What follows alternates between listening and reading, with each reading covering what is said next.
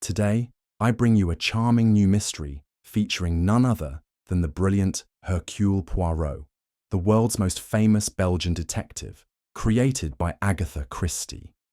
This case is filled with twists, clever clues, and Poirot's signature little grey cells at work. Make yourself comfortable, and let's unravel this elegant puzzle together. And if you'd like, leave a quick comment and tell me where you're joining from. It's always a pleasure to know where our little detective community is tuning in from. Now let's get started. It was one of those grey, misty London afternoons, when the city seemed to exist under a veil of drizzle and indecision. I had suggested, rather half-heartedly, that Poirot accompany me to the opening of the Belgravia Gallery's much-discussed new exhibition. To my surprise, he accepted. "You wish me to admire... How do you say blobs on canvas, mon ami?" he said with a theatrical sigh as we entered the marble-floored foyer. "They're not blobs," I replied defensively. "They're modern expressions, symbolic, emotional, some quite striking, actually." Poirot paused, hands neatly gloved and cane held upright like a scepter. "Ah, but I prefer my symbols to symbolize something, Hastings. An apple should be an apple, not the shattered dream of an apple." The gallery was crowded with critics, patrons, and the usual crowd of curious onlookers who, like myself, could not entirely decide whether they liked the art or simply liked being seen near it. Glistening champagne flutes clinked softly beneath the murmur of cultured conversation. The walls bore enormous canvases in sharp colours, distorted shapes, twisted forms, and titles like Existence in Crimson and the Hollow Form of Self. Poirot regarded one canvas, a streak of black on beige with faint impressions of silver leaf, and arched an eyebrow. "This one, Hastings. What do you deduce?" "Well," I said, squinting, "it's dramatic. Looks like a thunderstorm." "Ah, très bien," Poirot said dryly. "To me, it looks like the result of a bird with indigestion who has flown too close to a paint factory." I chuckled. "You really don't approve of modern art, do you?" "I approve of that which is orderly, symmetrical, and comprehensible to the little grey cells. This?" He gestured to a canvas consisting of a red square within a larger blue square. "This, Hastings, is an insult to both geometry and reason." Before I could respond, we were approached by a trim young man in a black velvet jacket, one of the gallery curators, I assumed. "The unveiling begins shortly," he said with rehearsed charm. "Do join us by the main exhibit. It's Mr. Victor Haraway's most daring work yet." Poirot gave a gracious nod, though I could tell he was already bracing for the worst. And so, arm in arm with skepticism and curiosity, we drifted toward the centre of the gallery, not knowing that art was about to become very much a matter of life and death. The crowd gathered in a semicircle before a large shrouded canvas, nearly 7 feet tall and draped in deep burgundy velvet. A small brass plaque at the base read, "The Descent of Narcissus, Victor Haraway, 1935. "I do not wish to descend with Narcissus," Poirot whispered to me, "but alas, it appears we are going down together." A hush fell over the crowd as Lady Eugenia Haraway stepped forward. Elegant in a tailored navy ensemble, with a string of pearls that could finance a modest villa in the south of France, she took the podium. "My nephew," she began with the poise of a seasoned socialite, "has created something bold, something not merely seen, but felt. It is an honor to present his most intimate expression." With a slight flourish, she nodded to the attendant. The velvet was drawn back, and a collective gasp rippled through the gallery. The painting, once pristine, was now ruined. A streak of thick red paint slashed diagonally across the canvas like a wound. And there, embedded near the bottom right corner, was a single perfect fingerprint pressed into the still wet paint. For a moment, no one moved. Then came the murmur. Soft, scandalized, speculative. "Is this part of the piece?" someone whispered. Poirot stepped forward slightly, adjusting his cuffs. "Non," he murmured. "This is not part of the art. This is something quite different." Victor Harroway, the artist himself, stormed into the scene from the left wing, his dark hair disheveled and his eyes wild. "Who did this?" he shouted, nearly shoving the gallery assistant aside. "This is sabotage! Sabotage!" Lady Eugenia turned pale, then composed herself. "Victor, please." Poirot's eyes were fixed on the fingerprint. "The paint is fresh," he said quietly. "It could not have been more than 10 minutes old. Hastings, observe. There is no splatter, no accidental drip. The stroke is intentional, and the fingerprint." He leaned closer, but not too close. "It is not smudged. It is a message." I blinked. "A message?" "Indeed," he replied, eyes narrowing. "One left deliberately, like a signature, but not the artist's." Within moments, gallery staff ushered the public out. Police were summoned. The painting was cordoned off. Lady Eugenia approached Poirot in a flurry of perfume and nerves.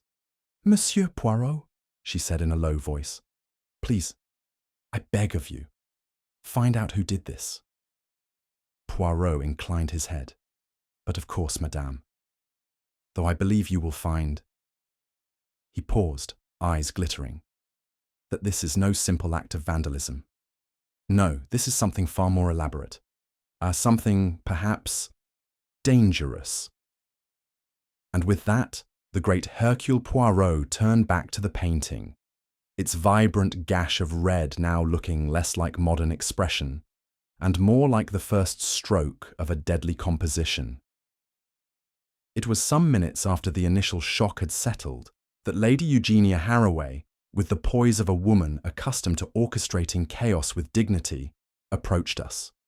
She was composed, too composed if you asked me, and yet her eyes betrayed the faintest flicker of distress.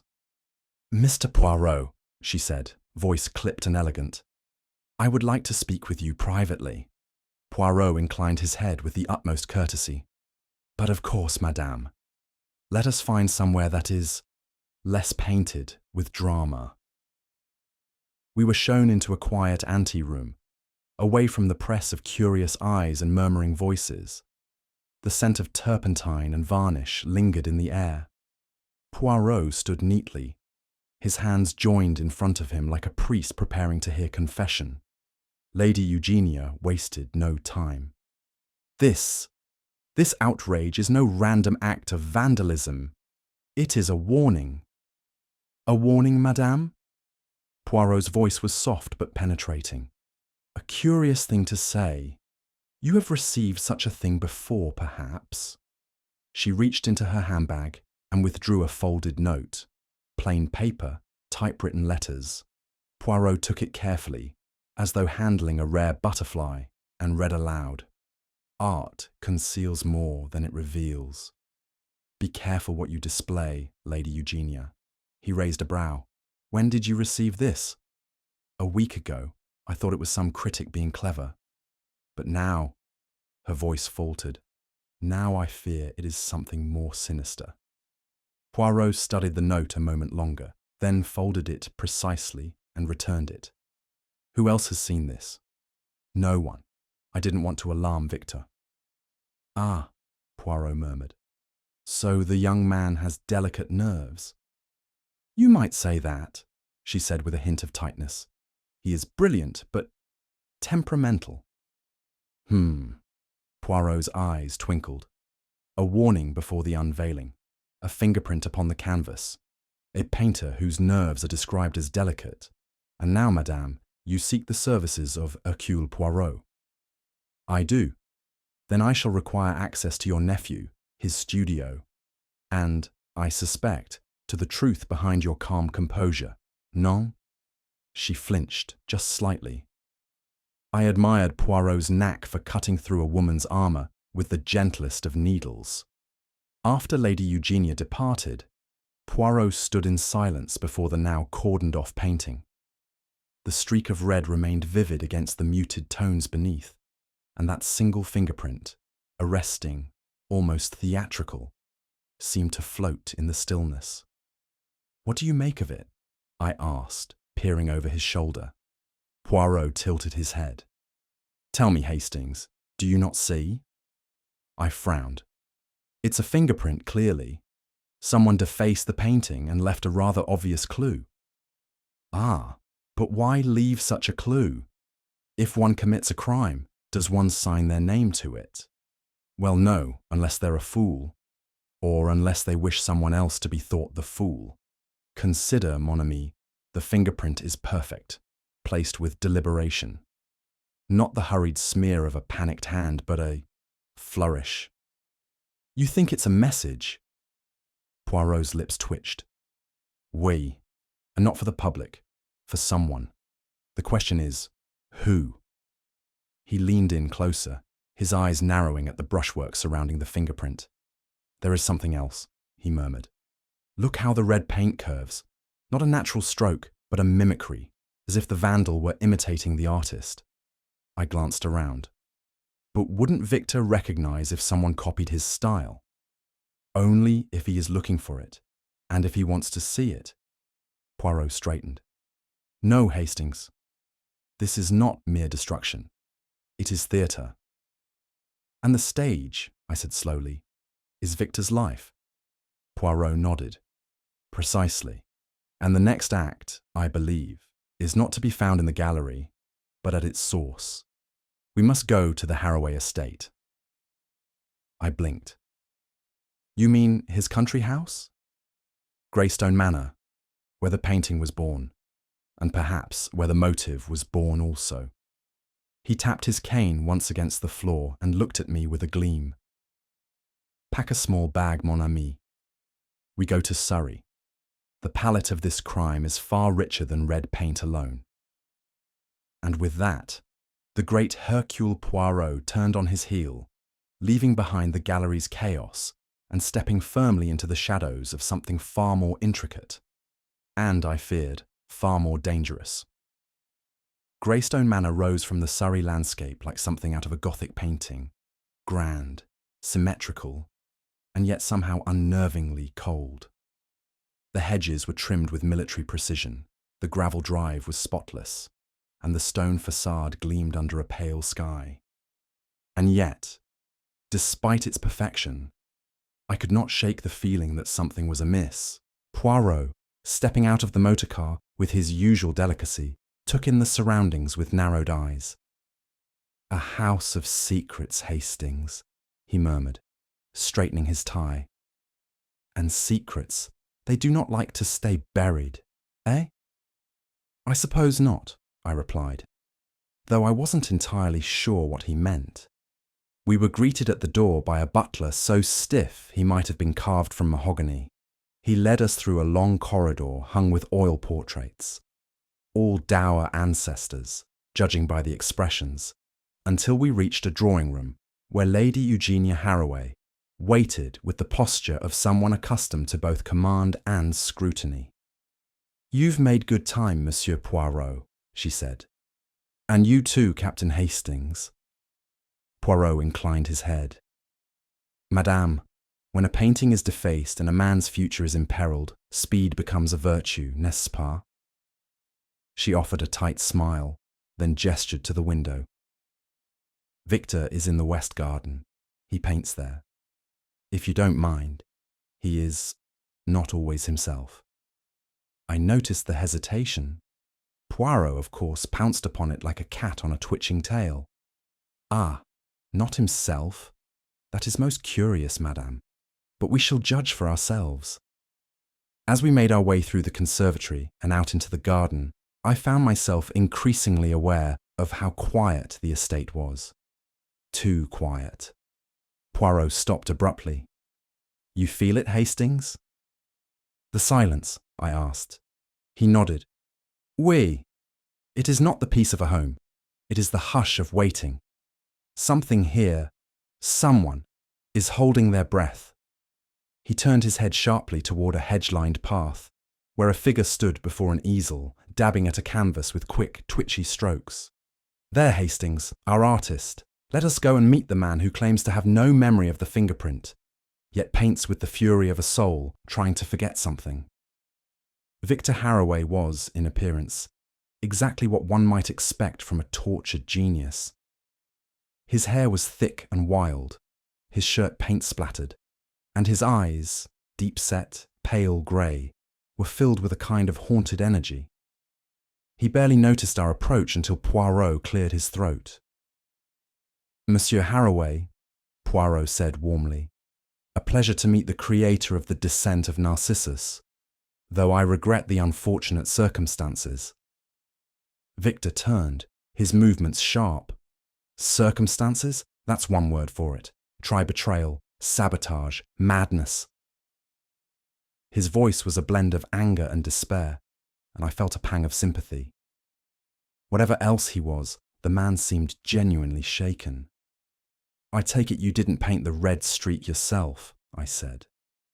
Victor gave a short, mirthless laugh. "I'd never deface my own work, Captain. I may be mad, but I'm not a masochist." "Yet you claim to have no memory of the hours before the unveiling?" Poirot asked gently. "I've told Aunt Eugenia, and I'll tell you. I don't remember. I was unwell. I've had spells before, fugues, moments where I lose time. I can't explain it."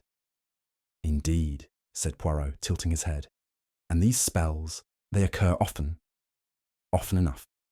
Victor sat on a nearby stone bench, suddenly deflated. "I've tried everything. Medication, therapy, meditation. But when they come, I disappear." Poirot glanced at the canvas on the easel. It was abstract, violent lines of black and orange, clashing shapes that spoke of chaos. He reached out and pointed delicately to a jagged corner. "This brushstroke, it is not your usual style." Victor frowned. "No. That's Elspeth's influence, I suppose. She's my student. Or was. She's gone. Left yesterday. Said she couldn't take the pressure anymore. But she was here before the show, always underfoot, always sketching." "And the studio?" Poirot asked. "Locked. Only I have the key, or at least that's what I thought." Poirot nodded slowly. "You believe someone entered, framed you, and left a fingerprint in the paint?" Victor looked up, eyes burning. "Yes. And I swear to you, if I ever find out who it was..." Poirot raised a hand.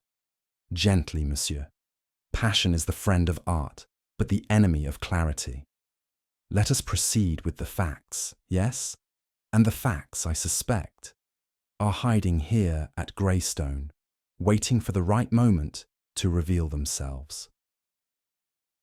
Lady Eugenia Harroway was seated at her writing desk in the morning room when we returned from the garden. The sunlight streaming through the tall windows lent her silhouette a classical stillness, and yet there was something about her posture, just a little too rigid, that made me uneasy. She looked up, composed as ever, and offered a smile that didn't quite reach her eyes. "Well, Monsieur Poirot, you've spoken with Victor." "Oui, madame," Poirot replied, taking a seat across from her with the poise of a man about to play a difficult game of chess. "He is passionate, troubled perhaps, but I wonder, is it truly madness that haunts him, or the memory of something best left unsaid?" She folded her hands. "Victor is an artist. Artists are not like the rest of us. They feel everything too keenly." "True," said Poirot, "but I have known many artists, and not all of them suffer spells of lost memory or leave fingerprints in fresh paint." Lady Eugenia's lips tightened ever so slightly. "You believe Victor did this himself?" "No, madam. I believe someone wants it to appear that he did." She stood and crossed to the window, gazing out over the garden. "Victor is my late brother's son. Brilliant, unstable, and utterly vulnerable to manipulation. I have protected him all his life." "And yet now he is exposed," Poirot said softly. to ridicule, scandal, and perhaps worse. She turned then sharply. If you have something to say, Monsieur Poirot, say it. Very well, he said, rising. You received a warning note. You hid it from him. You say you wished to spare him the stress, but I believe there is more. You are not merely protecting his mind, madame. You are protecting his legacy. For a moment, her composure cracked. You don't understand what it's like, she said quietly. To have everything, family, reputation, rest on one fragile mind. I would do anything to keep him safe. Even lie? Poirot asked, not unkindly. She didn't answer. As we left the room, Poirot whispered to me, She knows more than she tells, Hastings. Much more. Her smile is like a veil. It hides, but does not erase. We found Elspeth Morrow in the conservatory, seated at a wrought-iron table with a sketch pad on her lap. She was a petite young woman with close-cropped chestnut hair and eyes like dark glass, impossible to read. She wore a loose grey cardigan that seemed to engulf her slight frame, and she started visibly when we entered. "Oh," she said softly. "Lady Eugenia said you might come." Poirot bowed. "Mademoiselle Morrow, may we sit?" She nodded, and I could see the tension in her hands as she clutched her pencil like a lifeline. "I understand," Poirot began gently, "that you were Victor's assistant." "Student," she corrected. "But yes, I worked closely with him, until recently." "You left quite suddenly," I remarked. "May I ask why?" She hesitated. I suppose I felt I was in the way. Things were becoming strained." "Strained in what sense?" Poirot asked, eyes never leaving hers. Elspeth's fingers trembled slightly. He was changing, agitated, paranoid. He thought people were watching him. "And were they?" Poirot said lightly. She looked away. "I don't know." Poirot leaned forward just a little. "Mademoiselle, forgive the intrusion, but were you and Victor involved?" A flush crept up her neck. Number Y admired him. He was brilliant, but he was also difficult, intense. Poirot nodded. "And Peter Glade?" She flinched. "Ah," Poirot murmured. "So there is a story there." Her voice, when it came, was barely above a whisper. "He came here, before the exhibition. Said he wanted to interview Victor, but he kept pressing me, asking about the paintings, about sketches I'd done. He made me uncomfortable." "Did he threaten you?" I asked, concerned. He hinted that he knew something, about one of Victor's paintings, something that wasn't his." Poirot sat back. "Interesting. Please," she said suddenly, eyes filled with quiet desperation. "Don't tell Victor I said anything. He wouldn't understand." "We understand more than you know, mademoiselle," Poirot said kindly. "Sometimes the quietest people see the most." As we departed, I leaned toward Poirot. "You think she's telling the truth?" "She is telling a truth, Hastings," he said softly, "but not the whole of it. Not yet." The next morning, after a most satisfactory breakfast, satisfactory for Poirot only insofar as it involved symmetrical toast, we were shown to the gallery wing of Greystone Manor, where we were to meet Mr. Simon Quill. He was already there, standing before a row of canvases stacked along the far wall, his hands behind his back and his profile turned slightly for effect. He was one of those men with a cultivated handsomeness, neatly parted hair, a meticulously folded pocket square, and the kind of tan that one only acquires by spending money near water. "Ah, the famous Monsieur Poirot," he said smoothly, turning toward us. "And you must be Captain Hastings. I've read your accounts. Riveting stuff." Poirot bowed, unamused. "Merci, monsieur. I trust you will be equally riveting in your honesty." Quill chuckled. "I am in the business of art, not espionage." "Ah, but the two are not so different," Poirot said. "Both rely on presentation, deception, and the illusion of value. I could see Simon Quill bristle slightly at that, but he covered it with a tight smile. I suppose you're here to ask about the fingerprint scandal. Ghastly business. You attended the unveiling, did you not? Poirot asked. I was helping coordinate the press, Quill replied. The gallery needed a splash, just not that kind. And your investment? Poirot asked innocently. Quill hesitated, just a beat too long. Substantial, but that's the nature of modern art. High risk, high reward. High desperation too, perhaps? Poirot said gently. Quill's eyes narrowed. If you're suggesting that I vandalized the painting. Not at all, monsieur. Merely that those with the most to lose often move creatively. Quill gave a short laugh. Victor's the one with a history of breakdowns, and that girl, Elspeth, always looked like she was about to bolt. There's your list of suspects. Poirot regarded him coolly.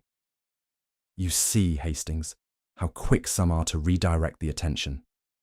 It is as if they hold the brush, but wish the canvas to blame the frame.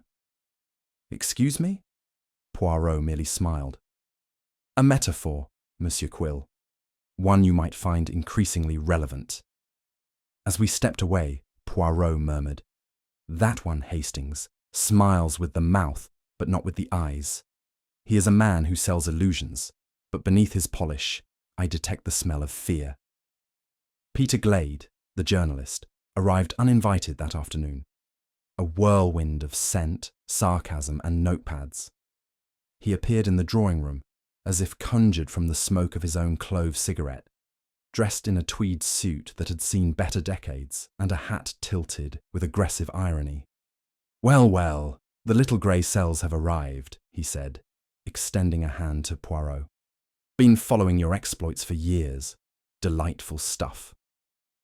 Poirot accepted the handshake with wary politeness. Merci, monsieur. And you are here, I presume, to observe or to instigate? Oh, observe, Glade said, eyes gleaming. Though I never mind stirring the pot a little, especially when there's something really brewing. And what exactly do you believe is brewing here? I asked. Glade smiled like a cat presented with a box of songbirds. Let's just say I've been sniffing around Haraway's canvases for some time. There's more to them than meets the eye. Take the Descent of Narcissus, for instance. Some say the composition is eerily similar to a work by a certain Eastern European surrealist. Very obscure, very dead. An accusation of plagiarism, Poirot said quietly. Glade's smile widened. I didn't say that. But if someone were to suggest such a thing, it would cause quite the stir. Ruin reputations, collapse markets. And you, monsieur, Poirot said, voice like silk, would be the first to publish such a story. First and finest, Glade replied with pride, provided I had the proof. And do you? I asked. He winked. Proof comes and goes. What matters is pressure. Apply enough and secrets rise to the surface like oil in water. Poirot studied him with an inscrutable expression. Tell me, monsieur, do you enjoy danger? I court it, Glade replied. Makes life interesting. Then beware, Poirot said, lest it courts you back. As Glade sauntered off to poke at another corner of the estate, I turned to Poirot. You think he knows something important? He knows many things, Hastings, but the question is, does he know too much? Poirot looked out toward the long window, where shadows were lengthening over the garden. Men who deal in whispers often forget that some whispers belong to the dead. The afternoon was drawing on, and the investigation had begun to unfold like a half-finished canvas, full of outlines and suggestion, but lacking cohesion. Poirot, of course, was in his element, inspecting every corner of Greystone Manor with the fastidiousness of a man searching for dust in a cathedral. It was in Victor Haraway's studio that we encountered the first of what Poirot called les fausses pistes, red herrings. Note this, Hastings, Poirot said, pointing to a wineglass resting near a shelf of paintbrushes. There is a smear of red paint upon the rim. Someone careless, I suggested. Non, mon ami. The artist, he does not drink wine while working. He drinks coffee, 2 cups per session, always placed on the tray here. Poirot tapped the clean porcelain saucer nearby. But this wineglass is out of place. Perhaps someone else came in? Precisely. He studied the glass with narrowed eyes. And not just for a drink. Next, we discovered a poker by the fireplace in the sitting room, a heavy iron tool, curiously clean. Victor doesn't light fires, Lady Eugenia informed us when questioned. He hates the smell of smoke on his canvas. Then why, murmured Poirot, is the poker recently scrubbed? Who cleans what is unused? Unless it has been used for something other than fire. Finally, in the gallery corridor, Poirot opened a panel behind a draped painting and retrieved a leather-bound sketchbook. Elspeth's, he said, turning the pages carefully. Inside were unsettling renderings, grotesque caricatures of Lady Eugenia, each more distorted than the last. Artistic therapy, perhaps, I asked weakly. Poirot closed the book. Or a warning. These clues, Hastings, they shout, but too loudly. When the canvas is so busy, the truth often hides in the quiet corner. That evening, the manor turned colder. It wasn't the weather, though the wind had picked up, but something unspoken in the air. I felt it most when the housekeeper came rushing into the drawing room, her face pale as porcelain. "There's been, oh dear God, there's a man, in the solarium." We followed her swiftly, Poirot uncharacteristically silent. The solarium was at the far end of the manor, a glass-walled sanctuary of overgrown ferns and cracked tiles. And there, sprawled against the tiled floor beneath a shattered pane of glass, lay the body of Peter Glade. He was very much dead.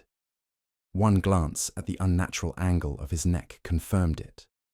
But that was not what drew Poirot's eye. "Look, Hastings," he said, crouching carefully beside the body.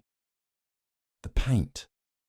A smear of red, similar in hue to that on the descent of Narcissus, was splashed across Glade's sleeve and onto the floor near his hand. Another message. Poirot didn't answer. He was examining the edge of the solarium table, where a half-dried fingerprint, smeared and partial, stained the glass. "This is no longer about defacement," he said at last. "This is murder." "What do you think happened?" "I think," said Poirot, standing slowly, "that someone feared what Glade might reveal. And unlike the first fingerprint, this one was not for drama. It was unplanned, left in haste." A shadow fell across the room as the last of the sun dipped below the trees. The glass above creaked in the wind. Poirot turned toward the others, now gathering in shock. "Let no one leave the house," he said gravely. "The killer is among us, and like all great artists, he, or she, has signed their work." Victor Harroway had not taken the news of Peter Glade's murder well. When we found him, he was pacing the length of the upper hallway with a cigarette trembling between his fingers and a haunted look in his eyes. "I knew it," he muttered as Poirot and I approached. "I knew someone was watching me, waiting. This house, this place, it's cursed." "Let us not leap to the melodramatic, monsieur," Poirot said gently, though not without firmness. "To be watched, yes, that may be. But to be cursed? Non. That is a matter for the poets, not the detective." Victor exhaled and leaned against the wall. "I've told you already. I don't remember anything from the day before the exhibition. Nothing useful, at least. It's just flashes, sound, colour." Poirot studied him. "These blackouts you speak of, do they happen often?" "Often enough." Victor's voice was bitter. "Stress triggers them. Sometimes I wake up with paint on my hands and no memory of what I've done. I've started locking the studio just to be safe." "Curious," Poirot mused, "and yet the fingerprint on the painting was made with the right hand. And you, Monsieur Harroway, are left-handed. Victor blinked. What? You hold your cigarette with your left hand. You brush your hair aside with your left hand. You paint. Poirot gestured toward a nearby unfinished canvas, with strokes that angle naturally to the left. It is small, but I notice such things. Victor looked stunned. You think someone else? I think, Poirot said, his voice clipped and clear, that your blackouts, while inconvenient, are far too convenient a tool for someone who wishes to make you seem guilty. But who would? Poirot raised a finger. Patience. The canvas is only half painted. Let us not guess at the final picture too soon. As we walked away, I glanced at Poirot. You believe him innocent, then? My dear Hastings, he replied, he may be unstable, impulsive, even foolish, but not guilty of that particular fingerprint. No, that belongs to a hand far more calculating and very much in control. We found Elspeth Morrow in the orchard behind the house, sketchbook in hand, though she wasn't drawing. Her pencil hung limp, her gaze distant. She looked up as we approached, her expression guarded. You've heard, I suppose, she said softly. Oui, mademoiselle, Poirot replied. It is most distressing, but it also makes certain things clearer. Elspeth looked away. I never thought it would go that far. Go what far, mademoiselle? Poirot asked, tilting his head. She hesitated, then spoke in a rush, as though letting the words out would somehow make them less heavy. I had an affair with Peter Glade. It started innocently enough. He came to interview Victor, spent time around the house. He was charming, in that smug, slippery way. I didn't mean for it to happen. Hastings, somewhat flustered, cleared his throat. Victor never knew. She shook her head. Of course not. He wouldn't have understood. He was already paranoid, fragile. Peter saw that, and he used it. Poirot's voice was very quiet. How so? Elspeth's eyes filled with shame. Peter found an early draft of The Descent of Narcissus in the studio. Said it bore a suspicious resemblance to a surrealist piece from Eastern Europe, an obscure artist who died years ago. Peter said he'd expose Victor as a fraud unless I helped him get more proof. Ah, Poirot said softly. And did you help him? She swallowed. Number I refused. I told him to leave, that I'd tell Lady Eugenia. And did you? I asked. Elspeth looked down. I never got the chance. Poirot nodded slowly. So you see, Hastings, the great journalist was not merely sniffing around for gossip. He was holding a dagger beneath the table. You think someone killed him to stop the story from getting out? I asked. Poirot looked skyward for a moment. Or perhaps, mon ami, they killed him to prevent a very costly truth from being uncovered. Secrets are like paintings, Hastings. They can be beautiful, but some are best left in the dark. He turned back to Elspeth. Thank you, mademoiselle. You have told the truth, or at least enough of it to help me finish the portrait. Soon, I think, we shall see the whole frame. It was late afternoon when Poirot requested a private word with Lady Eugenia. The Manor's drawing room, usually so impeccably arranged, now carried the ghost of disruption. The footman had cleared the tea tray, but I noticed the faintest tremor in Lady Eugenia's hand as she poured herself a fresh cup. An action usually done by the staff, but perhaps she needed something to do with her hands. Poirot sat opposite her, his legs crossed neatly, his cane balanced on one knee like a conductor's baton. I lingered near the fireplace, pretending not to listen too attentively. Madame, Poirot began, we have come to know many things since our arrival, but the most important truths are often those we choose not to share. Would you care to explain why you paid Monsieur Glade to keep quiet? Her fingers tightened around the porcelain cup, but she did not spill a drop. I see, she said after a long pause. So Elspeth has spoken. Poirot offered a modest shrug. Not entirely, but enough. Lady Eugenia's voice was as smooth and controlled as ever. Peter Glade was a problem. He had a reputation for sniffing out drama and dressing it up as scandal. I knew what he was after, some foolish claim that Victor had copied the work of a foreign artist. The resemblance was minimal, but the story would have been devastating. "So you paid him," Poirot said softly. "Yes," she replied. "Not to silence him forever, just to delay him. Long enough for the exhibition to pass, for Victor to be celebrated." Poirot nodded slowly. "But you must have known the delay would not last." "Of course. But a delay is better than destruction. I had to protect my nephew. Even if that meant aiding a blackmailer." Her lips twitched. "A journalist, Monsieur Poirot. Let us not pretend there's a difference." I interjected, "But you had no reason to kill him?" She met my gaze without flinching. "Number, I don't deny I considered it. But I am not a murderer, Captain Hastings. Merely resourceful."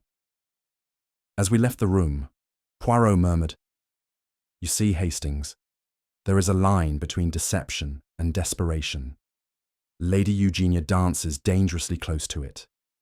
Simon Quill was seated in the gallery wing again when we found him, a cigarette dangling from his fingers, and a half-finished tumbler of something dark at his elbow. His usual polish seemed slightly dulled. "Back again?" he asked as we approached. Poirot offered a smile. "We cannot help ourselves, monsieur. This place, it has become a second home." Quill gave a dry laugh. "Well, I hope it has better heating." Poirot sat across from him, folding his hands neatly. "Monsieur Quill, you told us before that you had no access to Victor's studio." "Correct," Quill replied. "The place is always locked, and frankly, I wouldn't know a palette knife from a paperweight." "Yet," Poirot said, "you are a man who handles artists, galleries, exhibitions. Surely you are not a stranger to studios." "I manage people, not paint," Quill retorted, then added more softly, "Look, I was under pressure, financially. I put a lot into Victor's work, but I didn't touch that painting." "Not even to move it?" Poirot asked gently. Quill blinked. "What are you suggesting?" Poirot leaned forward slightly. "The day before the unveiling, you were here. You moved freely through the house. You helped prepare the gallery space. But did you go further?" "I may have checked on the main hall," Quill said slowly, "but not the studio." "You wear gloves often, monsieur?" "Not unless I'm outside." Poirot gave a satisfied nod. "And yet a perfect fingerprint was left behind. Not Victor's, a right-handed print.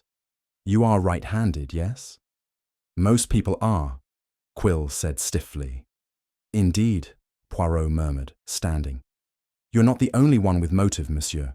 But what interests me is access and intention." As we walked away, I leaned toward Poirot. "You think he's lying?" "Ah, Hastings," Poirot replied. "He is not merely lying, he is crafting. Each word he speaks is a brushstroke. But what he paints is not truth. It is camouflage." He paused, looking back at Quill's stiff figure in the chair. "The man may not be an artist with paint, but he is very skilled with illusion. And that, mon ami, is most dangerous indeed." It was in the late hours of the evening, while the house slumbered under a restless quiet, that Poirot and I sat in the gallery, poring over Victor's archived works. Dozens of canvases leaned against the walls in orderly rows, titles scribbled faintly on their frames. Poirot was seated cross-legged on a low velvet stool, tapping his chin with his forefinger, in that way he did when something curious nagged at him. "Hastings," he said, gesturing me over, "regard this one." It was an unfinished oil painting, murky and heavily layered, clearly older than the rest. A large black square occupied the centre, surrounded by jagged golden edges. Not particularly beautiful, in my humble opinion, but there was something odd about it. "It's signed," I observed. "Victor's name, but in a different style." "Exactement," Poirot said, pointing to the bottom corner. And look more closely. The brushstrokes vary. Here, he gestured to the left quadrant. The texture is crisp, defined. And here, to the top right, it is muddier, uncertain, like two hands painted it. I frowned. Are you saying someone tampered with it? Not just tampered, Poirot said. Transformed. This canvas, I believe, once belonged to Victor, but another hand more recently tried to mask or rework it. Poirot then withdrew a slim manila folder from under his coat, a file he had obtained, quite mysteriously, earlier that day. Peter Glade, he said simply. Before he became a journalist, he was a painter himself, trained in Prague, briefly exhibited. And there are whispers he dabbled in forgery. I blinked. Are you suggesting Peter stole Victor's work, modified it and then used it to blackmail him? Poirot smiled. Mais oui, picture it. He discovers an unfinished canvas, alters it to mirror an obscure Eastern European piece, then accuses Victor of theft. He holds the secret over Victor's head, or perhaps over Elspeth's. Then the vandalism, I said slowly. The fingerprint. It was meant to distract. Ah, mon ami, Poirot said, eyes gleaming.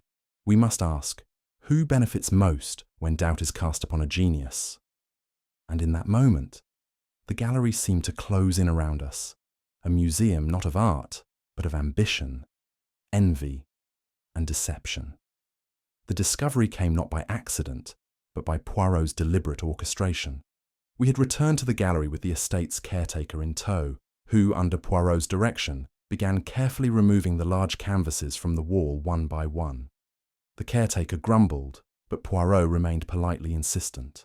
There is a method in the madness, monsieur, Poirot assured him. You will see. Behind the descent of Narcissus, lodged between the canvas and the wall, was a slim, leather-bound book. A faint smudge of paint marked the edge. Voilà, Poirot said, retrieving it with reverence. Elspeth Morrow's missing sketchbook. We gathered around a small table as he opened it. What lay within was both fascinating and unsettling. Portrait after portrait of Lady Eugenia stared up at us, stylized, yes, but exaggerated in the most grotesque ways. In one, her eyes were sunken like an Egyptian mask. In another, her smile stretched unnaturally wide like a theatre clown. But it wasn't mockery that leapt from the pages. It was fear. Each page felt like a warning, a release of something unspoken. Elspeth drew these in secret, I said quietly. But why hide them? Poirot turned a page slowly. Because, mon ami, these were never meant to be seen. Not by Victor, and certainly not by Lady Eugenia. You think she found them? Non. But someone else did. Someone who wished to use them. He tapped the final page, where an unfinished sketch of the descent of Narcissus was surrounded by swirling shadows. There, beneath it, a faint note. Truth lies behind the paint. I looked at Poirot. Do you think she meant it literally? Perhaps. Or metaphorically. Or both. But it tells us this. Elspeth knew something. She feared someone. And she hid this not out of guilt, but out of survival. I thought again of her nervous glances, her trembling hands. She's more involved than we thought, isn't she? She is involved, Poirot said. But whether as pawn or player, that, Hastings, remains to be seen. He snapped the book shut, gently. This house, mon ami, is like the painting, beautiful from afar, but behind the layers, something terrible waits to be revealed. By the close of that long, tension-charged day, I found myself circling back to the same conclusion I'd resisted for hours. It has to be Victor, I said aloud, standing in the upstairs corridor outside the drawing room. The blackouts, the unstable temperament, the pressure. He's the only one with access to everything. Poirot, standing beside me with his arms folded neatly, gave a small sigh, the kind that always made me feel faintly embarrassed. Mon ami, he said, You are like the artist who paints the whole canvas with one color, because he sees only what is obvious. I bristled. Well, isn't it obvious? He had the motive, the opportunity, and a very creative sense of self-destruction. Poirot tapped his temple. But not the logic, Hastings. He is left-handed. The fingerprint is right-handed. A contradiction, yes. And what do contradictions demand? I grumbled. A second look. Precisely. He paced slowly, hands behind his back. And let us not forget, Victor's madness is well known, yes? Conveniently so. Too convenient, perhaps. But you believe he's innocent? Poirot smiled faintly. Non. I believe he is innocent of murder. Guilt, however, takes many forms. He paused beside a vase and adjusted it by exactly 1 millimeter. This case, Hastings, is like a work of surrealism, bizarre, disjointed, and impossible to decipher, until you view it from the correct distance. And you found that distance? He looked over at me, eyes gleaming. I believe I have, mon ami. But first, we must move the canvas to better light. Early the next morning, before the sun had properly risen above the hedges of Greystone Manor, Poirot issued what I could only describe as a startling command. I wish for all of Victor's paintings, every single one, to be removed from the estate and transported back to the Belgravia Gallery. I blinked at him across the breakfast table. All of them? Oui, it is essential. And what exactly do you expect to find? Fingerprints in the oil paint? Non, Hastings. I expect to find truth. In the brushstrokes, in the order, in the method. It took some convincing, but Lady Eugenia, clearly unnerved by recent events and perhaps hoping for resolution, gave her blessing. By midday, a quiet parade of canvas-covered figures left Greystone under Poirot's supervision and were delivered to the gallery in Belgravia. Poirot observed the process with the obsessive care of a conservator. He ordered the paintings to be arranged in chronological order across the gallery floor, stretching across 3 walls. Each canvas was positioned precisely. I followed him as he walked the line of paintings, murmuring to himself in French, occasionally adjusting an angle or stepping back to squint. Finally, he stopped. "Do you see, Hastings?" he whispered. I squinted. "I see paintings." He gestured sharply. "Non. Look at the last 3. The shift in style, the change in composition, the increasing use of red. Not Victor's evolution. It is someone else mimicking him inch by inch." "And you think?" "I think," Poirot said, voice low and triumphant, "that the forger became sloppy, that the illusion began to fail, and in failing, it betrayed them." He tapped one frame with a fingertip. "This is the key, mon ami. The real murderer has left their signature, not on the painting they ruined, but in the ones they tried to copy." The Belgravia Gallery, usually the epitome of sleek sophistication, had never looked quite so solemn. The lights were lowered just slightly, casting long shadows across the gleaming parquet floor. Paintings lined the walls like silent witnesses to the chaos they had inspired. At the heart of the room stood the descent of Narcissus, cleaned, restored, and once again hung in pride of place. The garish streak of red had vanished, though its memory lingered. Poirot stood beside it, as still as a sculpture, eyes half closed, fingers pressed gently together in thought. Chairs had been arranged in a neat semicircle before the painting. The suspects filed in, Lady Eugenia regal but stiff, Victor Harroway dishevelled and pale, Elspeth looking as though she might flee at the slightest gust of wind, and Simon Quill with his usual veneer of charm, dulled by a perceptible sheen of sweat. Poirot motioned for everyone to sit, and they obeyed without question. There was something about the atmosphere, like the final act of a play, when all the characters sense the curtain is about to fall. "Mesdames, messieurs," Poirot began, his voice slicing through the hush, "we are gathered not for admiration, but for revelation. I stood near the gallery doors, notebook in hand, feeling the tension crackle in the air like static. For days now, we have danced around deception, Poirot continued. But now the music stops. The time for masks is over. Victor stirred. So, you know who? Patience, Monsieur Harroway, Poirot said with a calm flick of the hand. All shall be revealed. But first, let us recall what has brought us here. A vandalized painting, a warning note, a man dead, with red paint and a smeared fingerprint beside him. And above all, art. He turned to face the descent of Narcissus. This painting, he said softly, was never about art. It was about control, about fear, about manipulation. He pivoted sharply to face the seated group. And now, mes amis, we will discover who used the tools of art to commit murder. Poirot's gaze swept across the faces before him, each tense, each concealing something, whether guilt, fear, or simply the weight of uncertainty.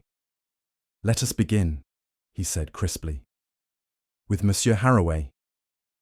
Victor sat up straighter, bracing himself. You suffer from blackouts, oui? But your fingerprint, mon ami, it was not found on the painting. The print was right-handed, while you were left-handed. This, for me, was the first thread to tug. Victor exhaled shakily, but said nothing. Yet you did not report this contradiction, did you? Poirot continued. Because you doubted yourself. Or, more likely, you feared what others might believe of you. This fear, someone used against you. He turned to Elspeth. Mademoiselle Moreau, your missing sketchbook, filled with distorted portraits of Lady Eugenia, was hidden behind the very painting that was defaced. A curious choice, no? She looked stricken. I didn't put it there. I believe you, Poirot said gently, but someone wanted it found, as if to suggest you harbored violent resentment. Another misdirection. Lady Eugenia stiffened in her seat. Poirot did not miss it. And you, madame, he said, shifting toward her, have been most elegant in your evasions. You admitted to paying Peter Glade to keep silent and claimed you did so to protect your nephew. A noble act, but not one without risk. She said nothing, her eyes locked on his. But again, no motive for murder. You are too calculating for passion and too proud for scandal, which brings us to the gallery itself, to the man with the most to lose. Simon Quill tensed visibly. Poirot's voice lowered, becoming almost intimate. You invested heavily in Victor's exhibition. You stood to profit greatly from his rising fame. But Peter Glade threatened that. If it came out that Victor's work was derivative, no, worse, stolen, it would ruin everything. Quill shifted uncomfortably. You have no proof. Non? Poirot's eyes gleamed. But I have something better. Patterns, behaviours, contradictions. And monsieur, one final painting, speaks volumes. He gestured toward a smaller canvas, newly displayed beside Narcissus. A forgery, passed off as Victor's, touched, modified, by your hand. Gasps rippled through the gallery. The fingerprint, monsieur. It was yours. We shall now discuss how you left it.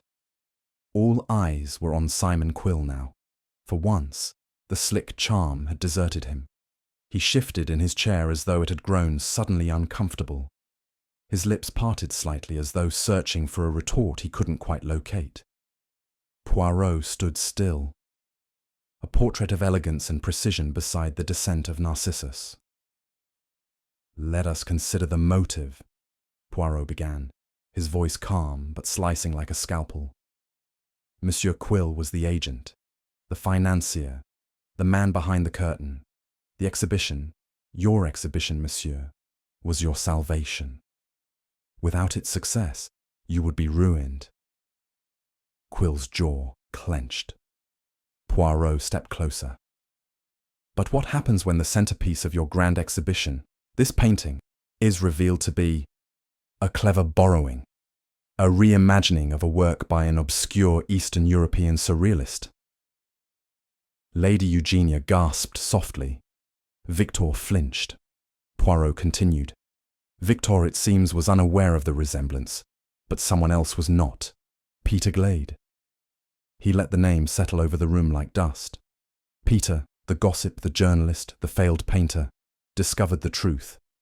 And he used it. Blackmail, yes. But to whom? Poirot's eyes bored into Quill. To you, monsieur. Not Victor. You stood to lose everything if this scandal reached the critics. Quill's voice was tight. That's speculation. You have no evidence. Ah, but I have behavior. When cornered, you deflected. When accused, you accused others. But the clincher, mon ami, is not merely motive or method. It is opportunity. Poirot gestured elegantly. You had access. You moved freely through the manor. You arranged the exhibit. You had ample time to enter Victor's studio and borrow his unfinished canvas. Quill was pale now, his palms flat against his knees. Poirot concluded. You staged the vandalism to shift suspicion. You planted the fingerprint, your own, as misdirection. And then, when Peter Glade threatened to expose the entire deception, you silenced him. Forever. The room was silent. Elspeth stared at Quill, horrified. Victor looked stunned, as if hearing the conclusion of a novel he hadn't realized he was living in.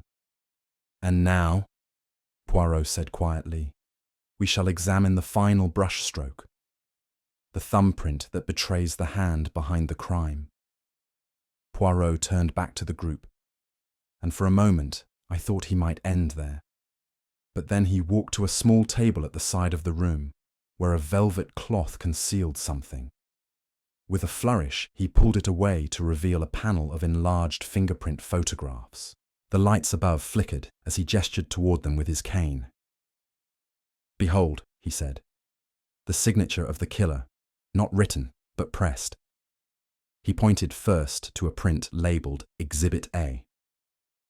This was found on the surface of the descent of Narcissus, a single perfect right-hand fingerprint, deliberate, placed for attention. Not Victor's, not Elspeth's, not Lady Eugenia's. He tapped another. This, he paused, is from Peter Glade's shirt cuff. Smeared, partial, but still legible enough. And then he looked directly at Simon Quill. When Monsieur Quill arrived at the manor, Poirot said slowly, he was favouring his right hand. Complained of a minor injury. He waved with the left. Opened doors with his left. I blinked. I had noticed it too, but had thought nothing of it. A clever man might think to avoid leaving prints altogether, Poirot continued. But an anxious man, a man rushing to strike a man with a poker. No, such a man may forget, and leave a mark. He held up the last photograph. This is a thumbprint from Monsieur Quill's right hand, obtained yesterday when he signed a receipt for the gallery staff. Note the scar here. A red mark circled a shallow indentation on the print. Poirot moved to the solarium photograph, the one from Peter's blood-stained sleeve. There, he said, pointing with finality. A matching ridge, the same scar, the same thumb, a signature in smudged paint and panic. Simon Quill stood abruptly. This is absurd, circumstantial. Poirot simply looked at him.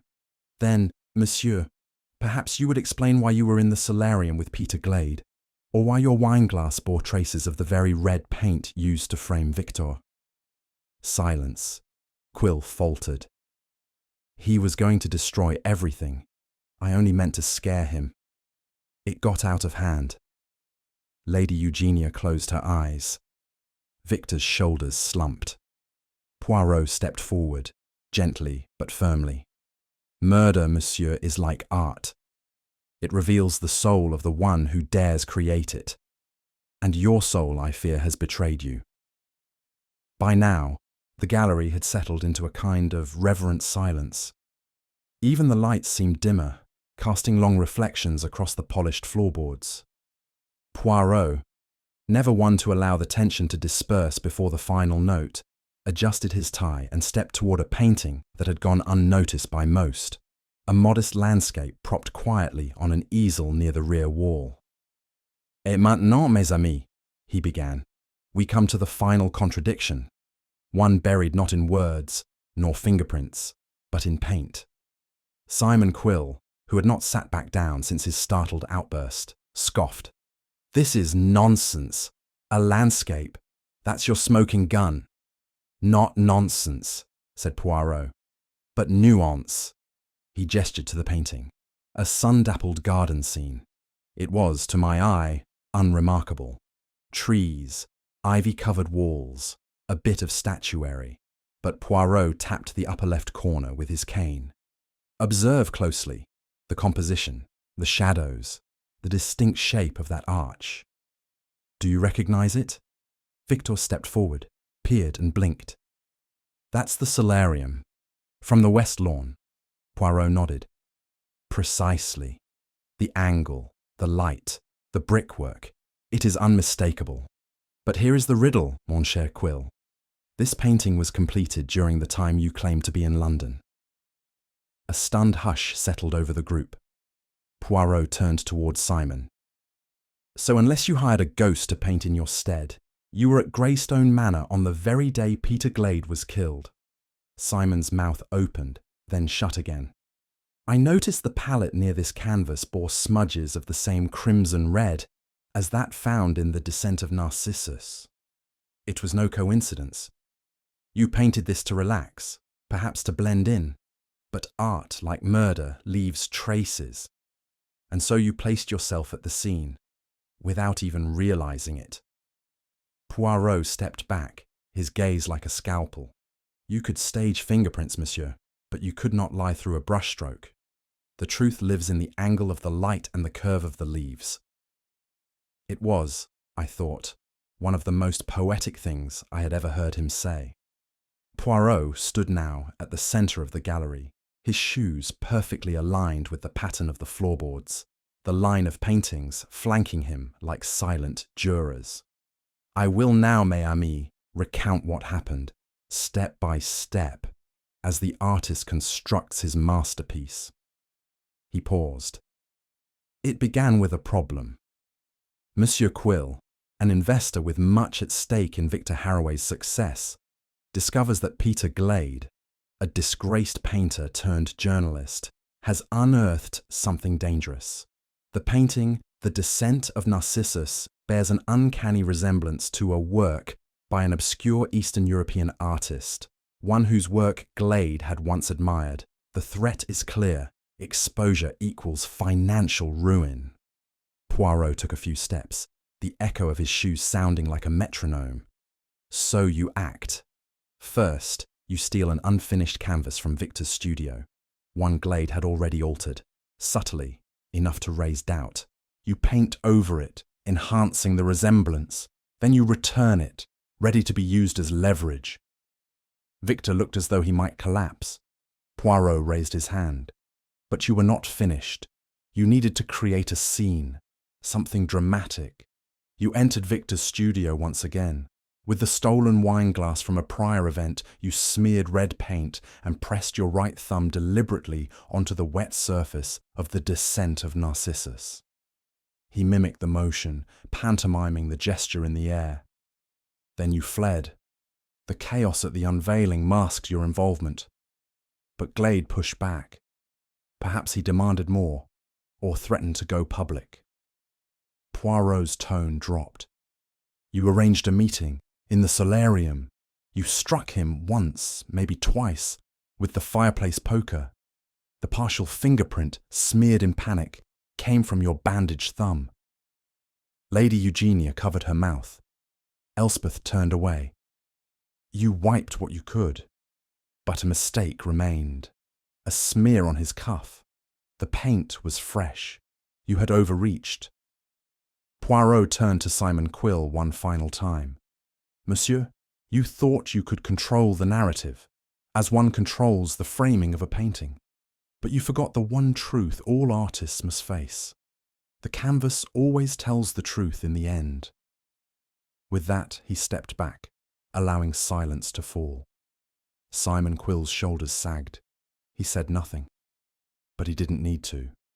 The weight of revelation hung in the air, heavy and unmistakable. Simon Quill sat slumped, eyes cast downward, while the others looked between Poirot and the damning evidence with a blend of awe and disbelief. But Poirot, ever precise, was not yet finished. "Before we close the curtain, mes amis," he said, stepping forward with his hands neatly clasped, "we must draw away the remaining shadows. There are truths still hidden, but they no longer deceive." He turned to Elspeth, who looked startled. "Mademoiselle, your sketchbook, those disturbing portraits of Lady Eugenia, they were not threats, but expressions of fear, yes?" She nodded slowly. "She frightens me sometimes, the way she watches.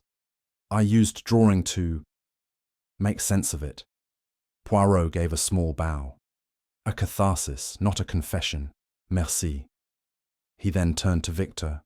"And you, monsieur, have been plagued by blackouts, but not from madness, from medication, prescribed by a well-meaning physician, oui?" Victor blinked, then nodded. "My sedatives, they help me sleep, but sometimes I wake confused, which is precisely what someone relied upon to cast doubt on your mind," Poirot said. "But doubt, mon ami, is not guilt." Lastly, his eyes landed on Lady Eugenia. "You have carried your secrets with poise, madame, but even the most polished silver tarnishes with time." Her chin lifted defiantly. "You once had an affair with the artist Peter Glade once admired, the man whose style Victor unknowingly imitated." She said nothing, but the stillness confirmed everything. Poirot inclined his head. "You feared scandal, not murder, and so the shadows part. The canvas is revealed. Only the criminal remains obscured." Simon Quill no longer protested. No witty remark, no slippery denial. He simply sat in silence, like a man undone by the very performance he had so carefully choreographed. Poirot returned to his original position near the descent of Narcissus, his figure lit now by the soft glow of the gallery's overhead lamps. "I have telephoned Inspector Japp," he said quietly. "The authorities will arrive within the hour. Monsieur Quill will be taken into custody." The others remained seated, stunned. It was a rare moment when even I, ever ready with questions, had none. Poirot looked at me, his expression softening. "You see, Hastings, in the end it was not madness, not genius, not art that revealed the truth, but vanity." I frowned. "Vanity. Mais oui," he said. "The killer believed himself clever enough to orchestrate a crime without flaw. But in doing so, he left the one flaw no true artist ever does, an echo of himself." Quill shifted slightly, as though the words still held power over him. Poirot continued. "To kill for pride is the oldest motive, but to cloak it in brushstrokes and paint, that is a vanity only the criminally foolish indulge." Outside, the soft hum of the city continued undisturbed. The gallery seemed a world apart, an island of truth in the sea of appearance. A sharp knock at the front doors broke the stillness. The police had arrived. Poirot straightened his cuffs. "It is finished." As the officers stepped inside, Poirot offered a final glance to the gathered group. "Let us leave the cleaning to the professionals, eh?" And with that, he turned to me, his moustache twitching ever so slightly. "Come, Hastings, I believe we have earned ourselves a proper Belgian chocolate at that little cafe off Trafalgar. Justice, mon ami, is hungry work." It happened almost too smoothly to be believed, like the final quiet stroke on a nearly finished painting. As Inspector Japp and his constables entered the gallery, boots echoing against the polished floor, Simon Quill stood, the sheen of sweat at his collar darkening as he made a slow pivot toward the rear exit. It was a movement barely perceptible to the rest of us. To anyone watching casually, it might have seemed like the gesture of a man stretching his legs, but not to Poirot. Ah, he said mildly, holding up one finger. Monsieur Quill, you will find the servants' door behind the West Hall has been locked. I made the request myself this morning, just in case your sense of theatricality outweighed your sense of resignation. Quill paused, halfway turned, his shoulders rigid. I don't know what you think you're doing, he muttered. Japp gave a low grunt of recognition as he moved forward. Simon Quill, I'm placing you under arrest for the murder of Peter Glade. At that, Quill moved, not quickly, but with sudden, desperate purpose. He turned on his heel and sprinted toward the side hallway, shoulder brushing past a stunned gallery assistant. But the sprint lasted no more than 5 seconds. 2 uniformed constables blocked the passageway like twin pillars. Quill staggered to a halt, out of breath, his hands raised slightly as though even he didn't quite believe he'd attempted it. Poirot walked over, perfectly composed. Escape, monsieur, he said softly. No, that was never an option. You see, murder may allow for many illusions, but justice, it is relentless. Quill looked at him then, really looked at him, and for the first time, I saw not a suave gallery agent, but a man laid bare, frightened, humiliated, and terribly, terribly small. Japp gestured briskly. The constables moved in. As they escorted him from the gallery, Poirot turned to me and dusted his gloves with the utmost delicacy. Always, mon ami, he said. They try to run, and always they forget. The truth is faster. The gallery had emptied, save for Poirot and myself. The paintings stood in solemn silence, the drama they had once witnessed now past. Outside, the city resumed its normal hum, unaware that within these walls, a very different kind of portrait had been revealed. Poirot sat comfortably on a brocade bench, his hands folded over his cane, gazing thoughtfully at the descent of Narcissus. I joined him, still turning the events over in my mind. So, I said finally, Victor was innocent all along. Poirot nodded slowly. Oui, he was a pawn, his eccentricity, his instability, his art, all too easy to manipulate. And Elspeth, afraid, ashamed, but never dangerous. Lady Eugenia, sharp and secretive, but far too proud to soil her hands with blood. I leaned back. And yet it seemed for a while that any of them could have done it. Ah, but that is the trick of the ego, mon ami, Poirot said, tapping his temple. The killer was not the one with madness in the mind, but with vanity in the soul. He stood now, walking slowly toward the painting. Simon Quill, he fancied himself clever, not a creator of art, but of stories, of image. He could not paint, so he painted with perception. He forged not just canvases, but reputations. And when the illusion cracked, when Peter Glade saw through the frame, he killed to protect the lie. I blinked. A man killed for what? A gallery opening, some critical reviews. Poirot turned to me, his expression grave. For some, Hastings, appearances are everything. To lose status, influence, wealth, it is death by 1,000 cuts, so he chose the quicker death for another instead. He paused again, studying the layers of oil and shadow in the descent of Narcissus. And yet, fitting, no? That in a painting named for vanity, the murderer should be caught by his own reflection. I chuckled. You do enjoy your poetry. Poirot gave a modest bow. Even the most logical of men, mon ami, may indulge in metaphor after the work is done. We made for the exit then, coats in hand, the gallery door swinging closed behind us, and somewhere between Trafalgar and T, Justice had been served, with symmetry, with elegance, and with just a touch of flair. Several days had passed since the dramatic events at the Belgravia Gallery. Life had begun to resume its usual rhythm, at least as usual as it ever got when travelling in the wake of Hercule Poirot. He had returned to his flat with satisfaction radiating from every polished button and immaculately brushed lapel. I had, for my part, resumed my journals, intent on capturing the tale before the threads blurred.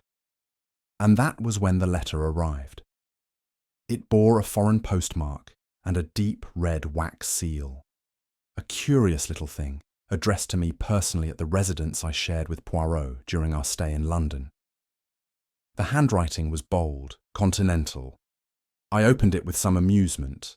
Rarely did I receive letters not directed to Poirot, and read aloud as he looked on from his armchair, sipping hot chocolate with infuriating serenity. Dear Mr. Hastings, we have recently come across your name in relation to the Belgravia Gallery incident.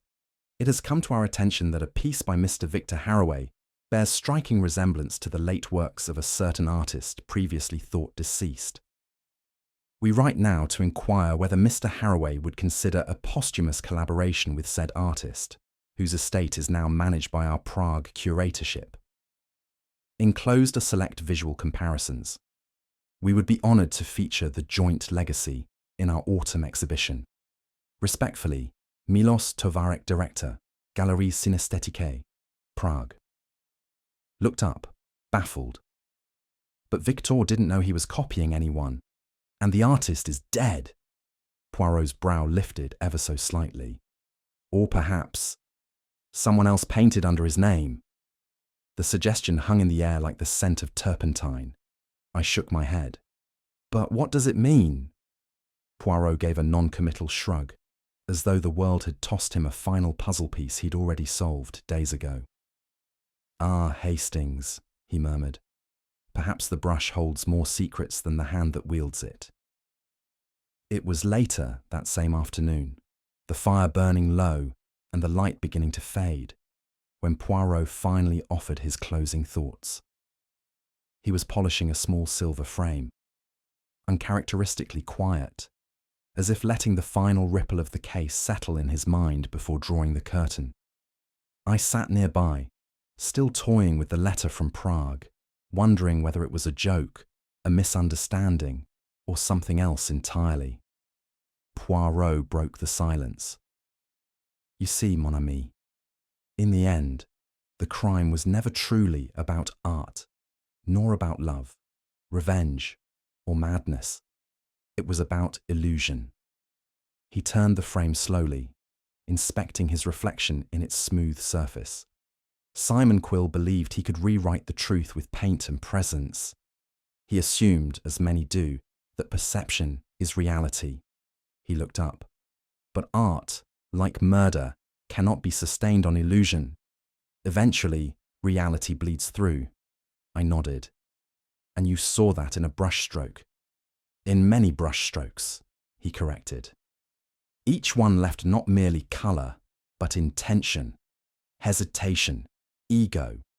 The forger always reveals himself, not by what he copies, but by what he cannot conceal. Poirot stood then, placing the frame back on the mantel. His reflection lingered in the glass behind it, upright, tidy, composed. I have often said, Hastings, he continued, that murder is an expression of the soul, but rarely is it so flamboyant. This one was a masquerade. He turned to me with a smile both amused and cutting. The fingerprint, mon ami, it was never about identity. It was about performance. A single, deliberate touch to convince the world of madness. But madness is messy.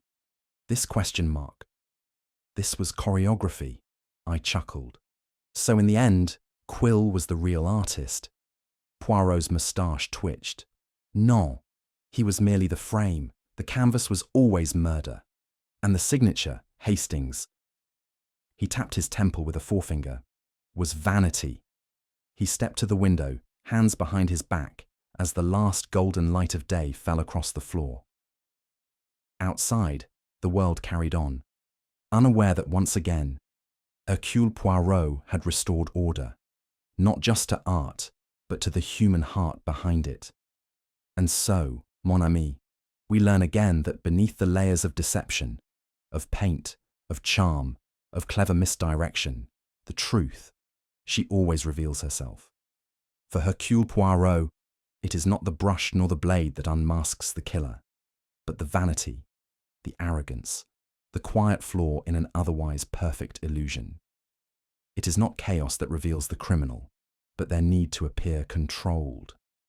As always, it is the little things, the fingerprint meant to deceive, the smudged thumb on silk, the light in a landscape, that speak volumes to the one who observes.